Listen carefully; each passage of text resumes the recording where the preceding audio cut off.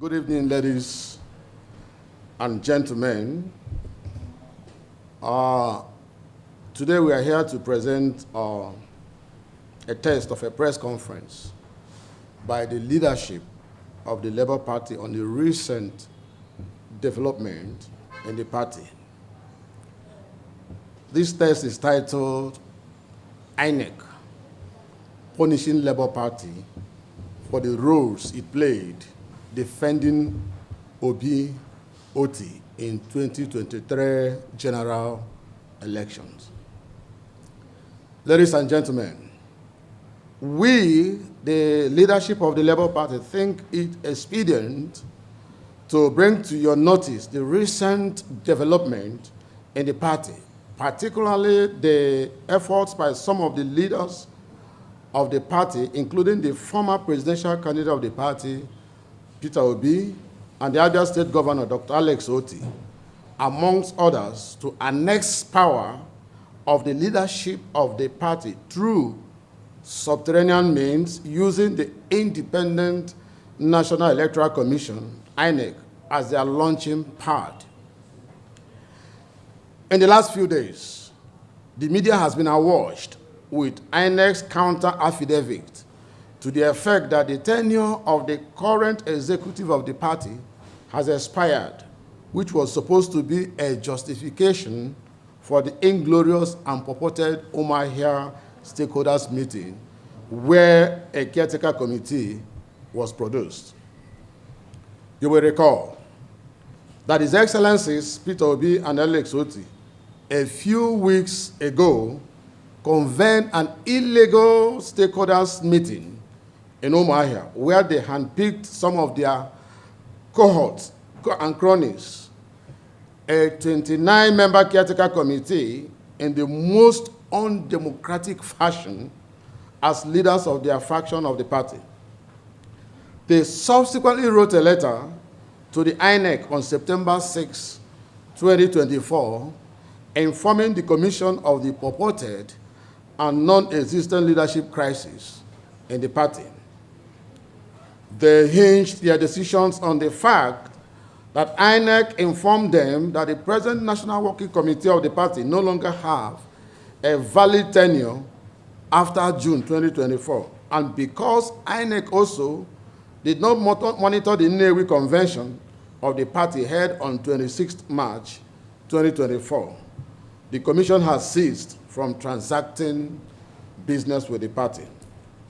As you are aware, the party has since sued INEC, challenging its exclusion from the Commission's refresher training for uploading party agents ahead of the Edo and Ondo governorship elections.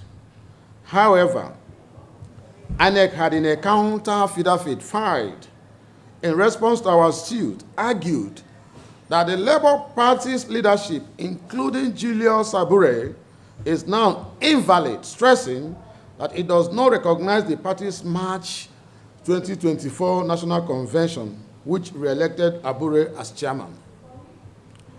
The leadership of the party is, however, miffed by the actions of our leaders, including a former presidential candidate, Peterobi, and the only Labour Party governor, Dr. Otti, who should be defending the party at this auspicious and trying moment. They ought to know that Labour Party is going through these challenging times simply because of its role in defending both leaders during the 2023 general elections. For the benefit of hindsight, not a few Nigerians will forget how Labour Party reduced its guards in accommodating some of these leaders when they were denied tickets in their former political parties. Many of these men who are holding several political offices but suddenly turned warriors today, seeking the head of Julius Abure to be served on a platter, we are rolling on the floor, begging for tickets.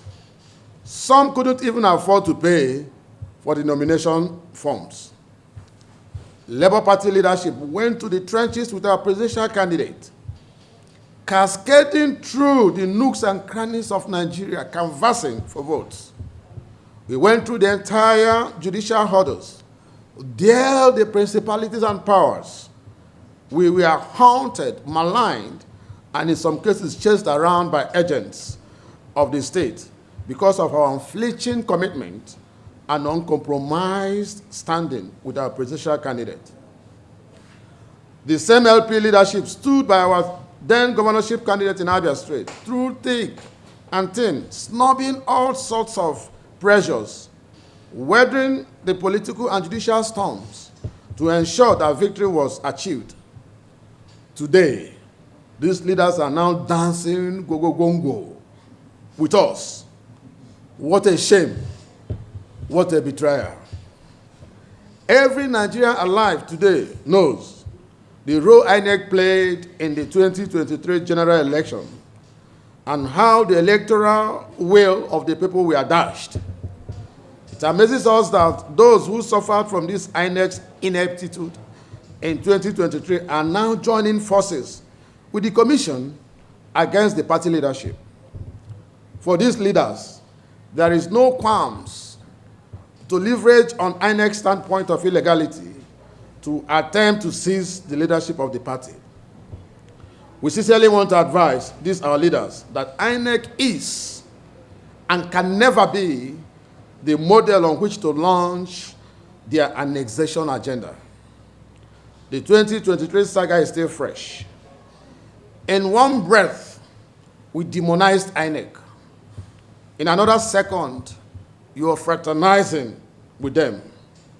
Is it not paradoxical that some of these leaders who were victims of INEC's dereliction and mismanagement of the 2023 general election are now the ones quoting INEC and joining forces with it just to victimize the leadership of the Labour Party?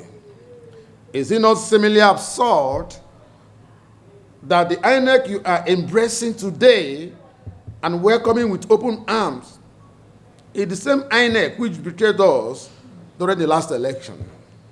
I ask, where was this loyalty when INEC failed to protect the will of the people in 2023? Let us not be fooled, my friends. INEC has not changed. And come 2027, they will once again serve you the porridge with the same dish.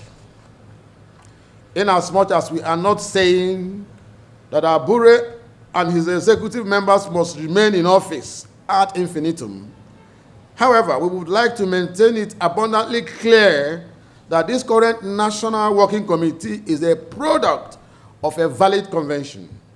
It will take another convention in 2028 to enthrone a new executive.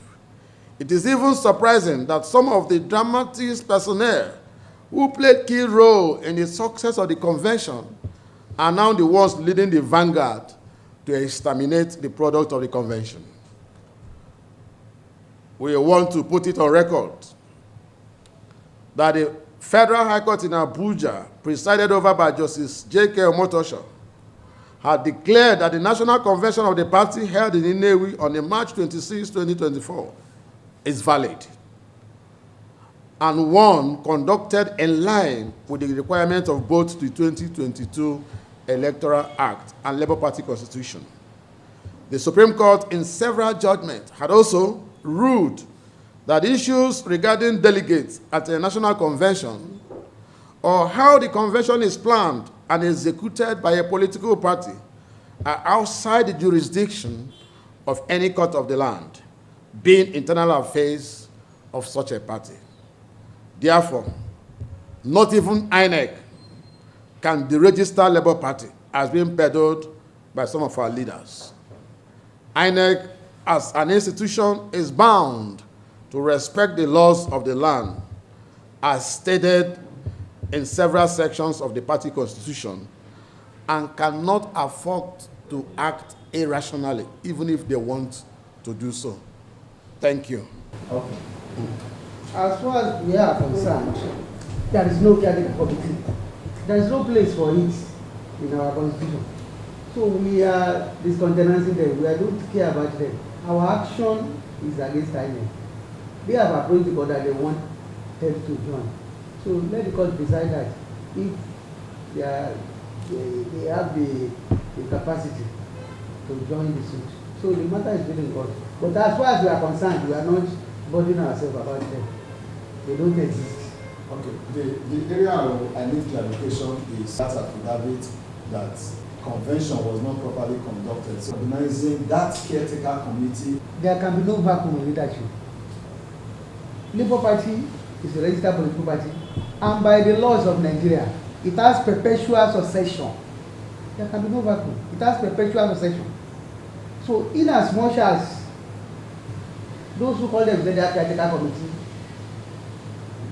can never be recognized because they have not emerged through proper procedure, the executive led by Julius will remain in office. That is what the law says, because this party has perpetual succession. That's the meaning.